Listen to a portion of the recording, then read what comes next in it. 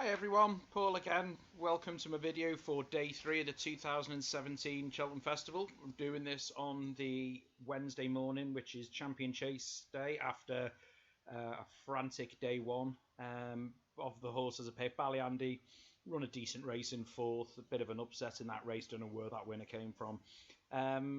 Bit of a issue with Sam Twiston-Davies. I watched the race back, he got himself in all sorts of bother early on, but to be honest did well to come 4th.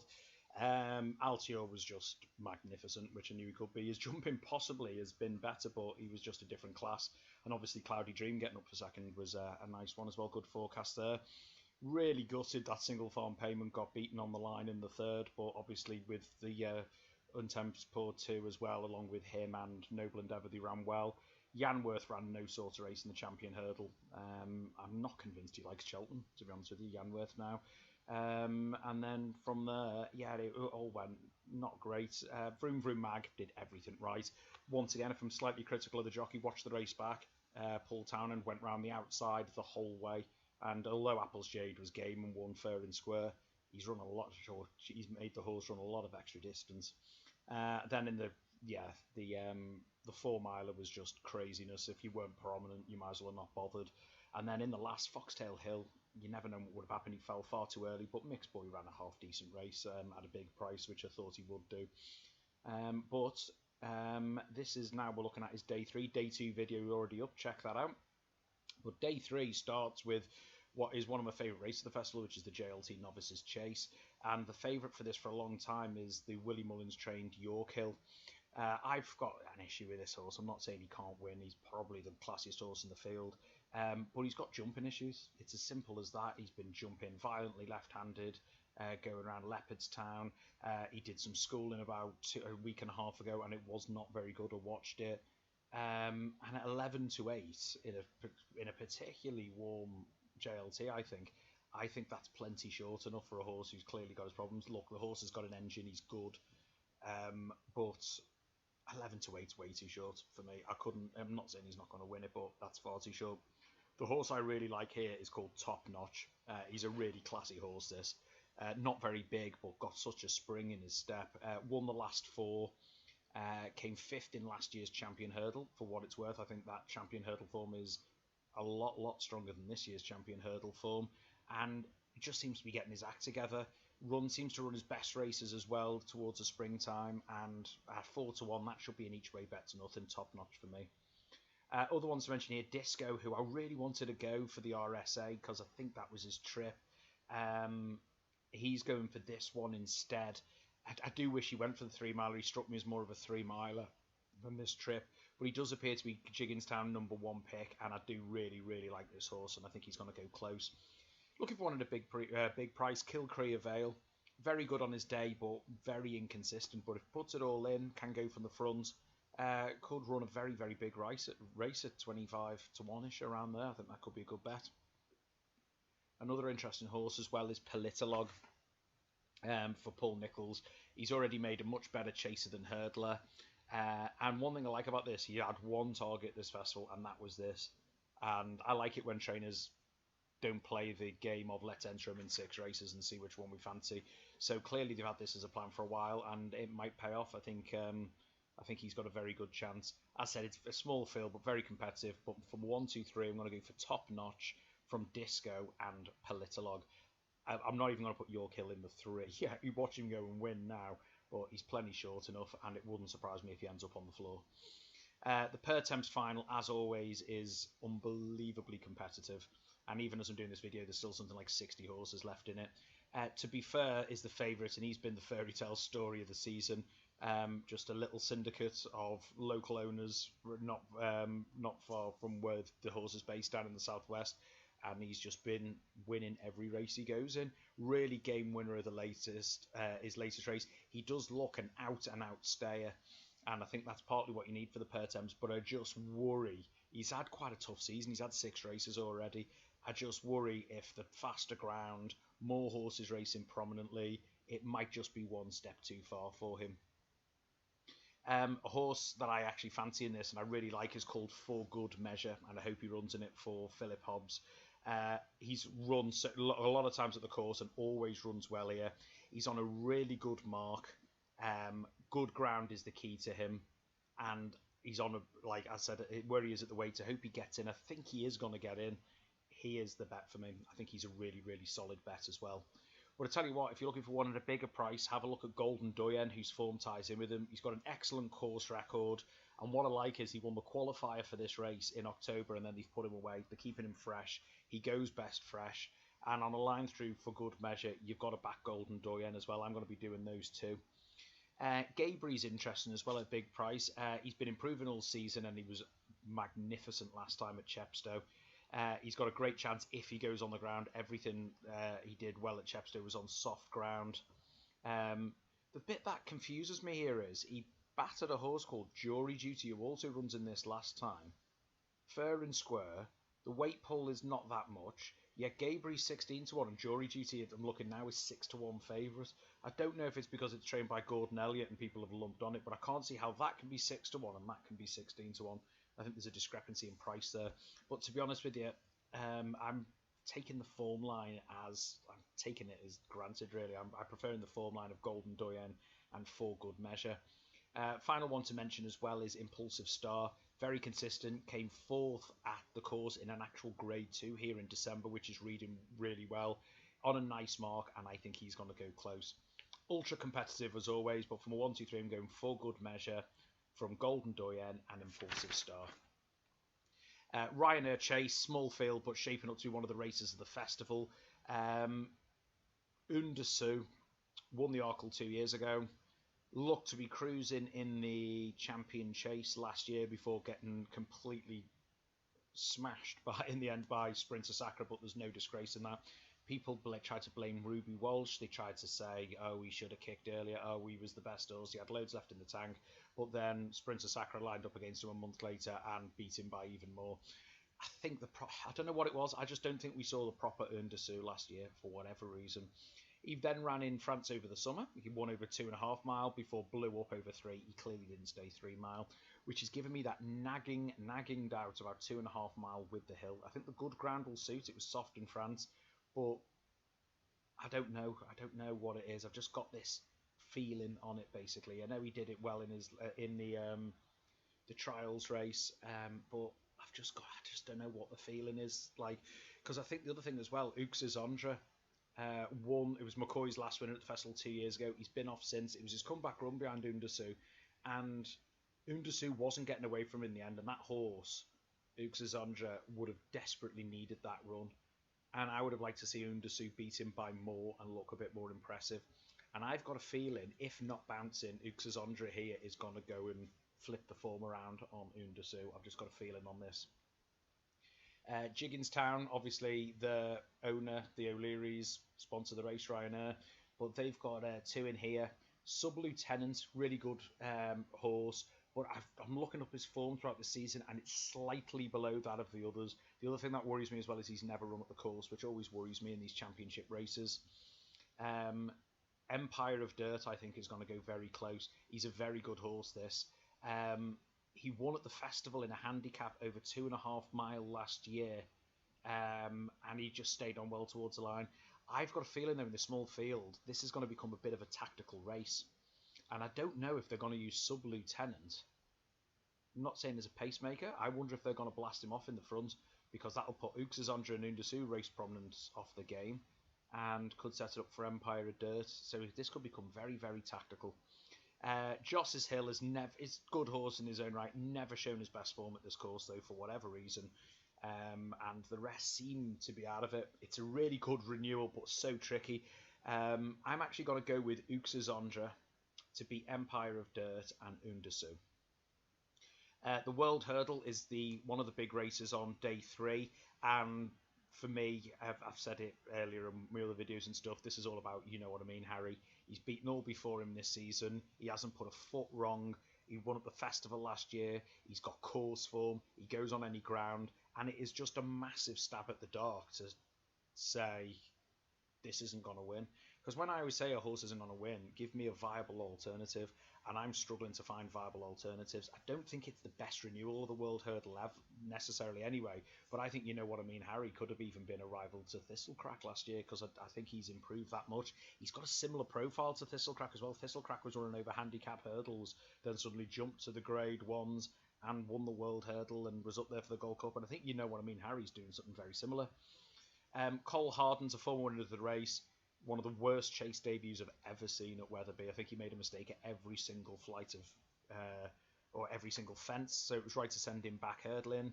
Good ground is the key to him, and he's a good horse in his own right, but it's impossible for me to see him turning the form with, you know what I mean, Harry, if they line up both at 100%. West Approach is a novice running in open company. He runs in the Thistlecrack colours, which is quite interesting.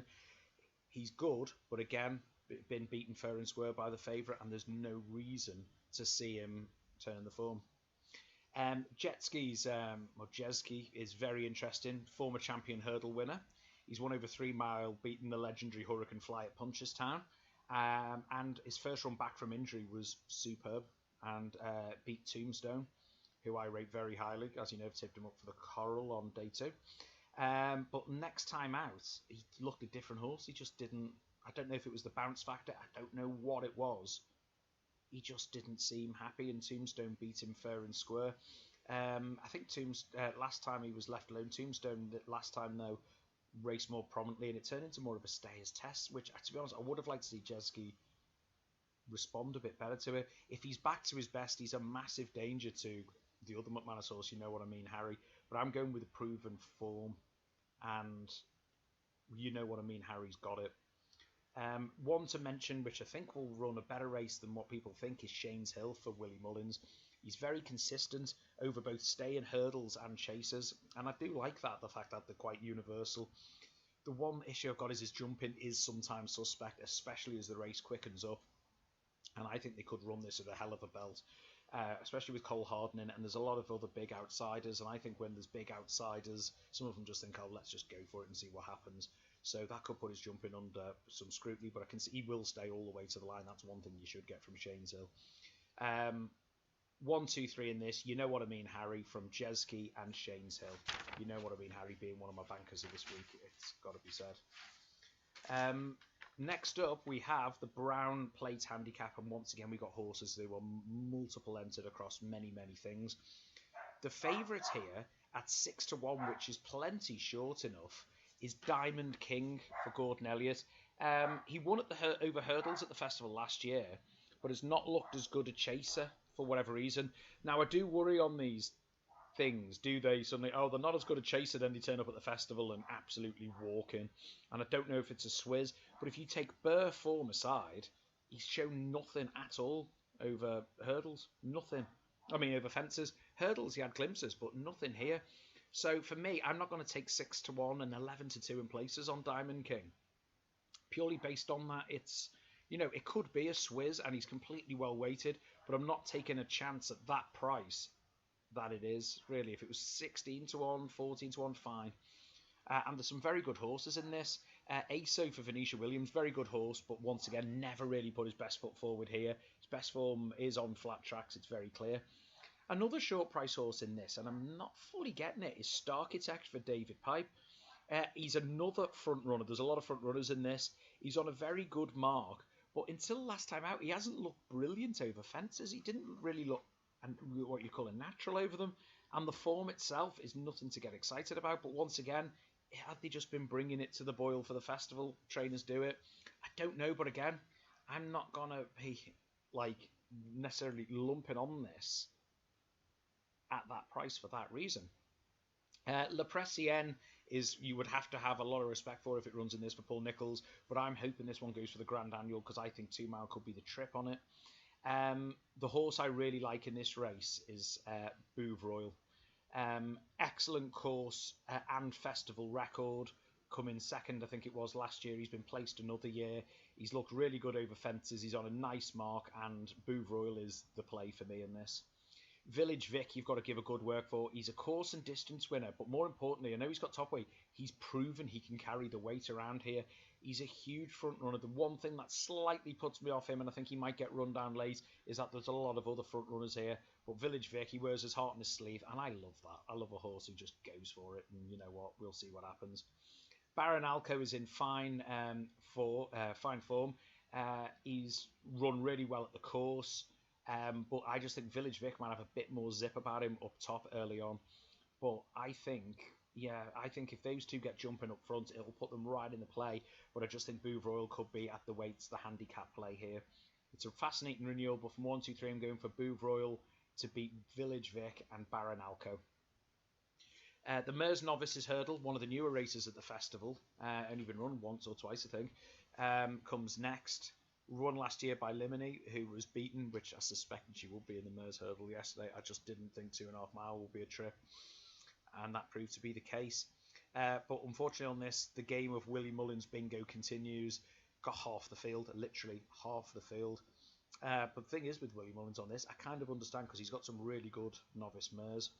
Let's Dance has solid form, but as I said when we were talking about the Supreme Novice, beaten 14.5 lengths in course and distance last year in the Supreme Novice, and that would have to be a concern. But this race is nowhere near a Supreme Novice, so that's the interesting one here. Was it the Supreme Novice or was it the Champion Bumper? I'm not sure. But whatever it was, he was beaten 14.5 lengths, I know that much. Early Beach is unbeaten and would have every chance on form here. There's one thing I was looking back last night that really worries me on this. Ruby Walsh, and he's got it wrong on a few times, where Mullins has got a couple of horses in, more often than not, he's jumped off to ride something else. Now, I don't know if that's because he just thinks, she's coming to the end of her improvement. I don't know why, but have a look through yourself. So many times he's jumped off and ridden something else, and I'm not sure why. That nags him ahead if he's thinking, yeah, she's good, but maybe not that good, or maybe she's a lot better than Ruby thinks. The one I like here, and I hope she runs in it, and we're not going to know until later because the Willie Mullins bingo game continues, and I think all festival races, I don't know what you guys think, should have 3-day decks. You should play your hand early, not just wait and see where you are. I think if you run on the Tuesday, you declare on the Saturday, Sunday for the Wednesday, Monday and the Tuesday. That's how it should work. I like Augusta Case. Tipped her up in the bumper last year, ran a decent race back in 7th. This year, she's settled so much better in the races. She seems to be going a lot better for stepping up to 3 miles. But there's a big hill here. But I don't think the trip's more that important because she ran really well at Aintree on a flat track. She ran really well at Punchestown on a flat track. And one thing, I love Death Duty. And he's getting tipped up on the Friday. Here's a spoiler already. And she was really throwing it down to Death Duty over 2.5 mile when she fell last time out. So I think 2 mile, which we run frantically, I'm pretty sure of that, could be perfect for Augusta Kate. Now she's settling better. She didn't settle in the Champion Bumper, and I don't think she got home, but still ran with credit.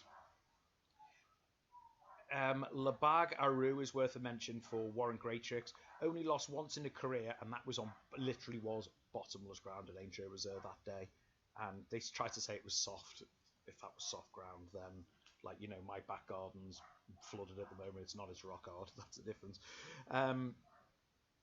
The form is half decent, but it's below that of the Willie Mullins contingent. It's hard to make a case for anything else, so I think Willie Mullins is going to go mob-handed here. Especially at the moment, he's not picking up the winners like he would want. So I suspect he may really want to make sure of this. So I'm actually going to go for the Willie Mullins 1, 2, 3, and I hope all 3 run of Augusta Kate to beat Let's Dance and Early Beach. If they all run, do a twist try-cast on that, I think, as well. I think it's one of those things where people will be going, oh, it's a 1, 2, 3 for Willie Mullins, and you got 2nd and 3rd in the David Nicholson and stuff like that. So could be worth a punt. The final race on day 3 is my least favourite of the festival, probably the Kim Muir. I'm not a fan of it. I've not got a great record in it necessarily. And yeah, amateur jockeys and often a lot of horses who have something to prove. But there's a horse I mentioned on the Wednesday that I wanted to run in the Ultima chase. Didn't, and now goes here. And that is Potter's Legend. I think he would have been better over 2.5. But I just think it looks a weak renewal of the Kim Muir, to be honest with you. they've picked this over that, so that I'm relying on that. He's got really solid form, good ground, does stay particularly well, but I just thought staying up the hill over 2.5 mile. I think he'll be bang there coming down the hill. Potter's Legend, he'll be in the first 6. Then it's a case of if he gets up the hill, and at likely prices that he is at the moment, around 16-1, I'm happy to take that. So I'm going to have a go on Potter's Legend. The favourite is Squatter, again for Gordon Elliott. He completely flopped in the Martin Pipe Hurdle despite being punted off the boards last year. But the amazing one is when the stewards looked into it, and you can look at it yourself, the reason for the failure was blamed on the course. Apparently the horse didn't handle the course. Now he's back again and he's favourite, and he's never run at the course again since. Now, he is on an unbelievable mark, technically, if the course thing was unfounded. His chase form's been poor, which is a worry anyway, but on his hurdle form, he is actually thrown in on his best, but I've got this question mark about the course, which makes me really, really worry about it, so I'm not putting him in. Southfield Royale was amazing in the 4 miler last year. He travelled well right the way through until the home turn, and he just didn't get home. So the drop to 3 miles seems ideal. He's obviously proved he can go well with the amateur riders because the National Hunt Chase, the 4 miler, is amateur riders as well. He's shown absolutely no form since, but in a lot better standard of races. So if he bounces back, he's again a big, big price. The current second favourite is a horse called Maldini over from Ireland. He has festival form, but what's been worrying me with this one, he's been a really weak finisher this season, looking like he's going to win and just not seemingly getting home. I don't know if they've been just bringing him to the Boyle for the festival or what it is, but that does worry me with the hill. Will he get up it? He has in the past, but it just doesn't seem to be finishing off the races this year. Premier Bond's a good horse, and he's been a big improver the second half of the season since stepping up to 3 miles. So the trip is no problem. I think even with the hill, it will get more out of him. And I think Premier Bond, again, has a big, big chance. One who may or may not get in very low down in the numbers, but there should be a lot coming out as this field breaks up, which it will do, is the Crafty Butcher. His third to Noble Endeavour a couple of starts ago was actually reading really well. Noble Endeavour going very close in the Ultima yesterday. He was actually going really well back over hurdles when fell last time. Apparently there's no damage. He'll need horses to drop out, or he could be again really well in on his current mark if he actually gets a run. It's actually a relatively fascinating renewal without going crazy on this race this year, but from a 1, 2, 3, I'm going for Potter's Legend to beat Southfield Royale and the Crafty Butcher. So that's it for day 3. Good luck today, which is day 2. I said the day 2 video is already done. As always, let me know what you guys are doing. If you have any questions, let me know. And yeah, Gold Cup Day will be up tomorrow. All right, guys, take it easy. Bye-bye.